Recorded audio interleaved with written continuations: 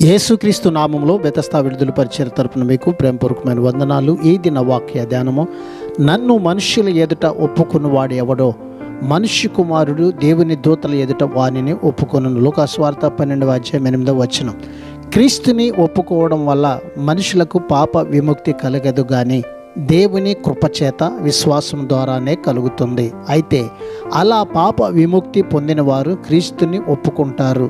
వారు ఆయనలో నమ్మకం ఉంచి ఆయన్ను స్వీకరించారని తెలిపే సాక్ష్యాధారాల్లో ఇది ఒకటి. మనుషులు అందరి ఎదుట ఆయన కొరకు ధైర్యంగా నిలబడగలిగితే అదే గొప్ప ధన్యత. ప్రార్థన.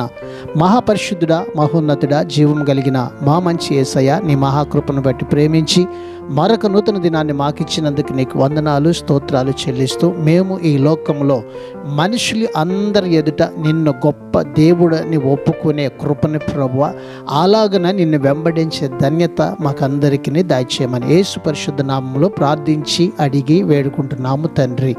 ఆమెన్.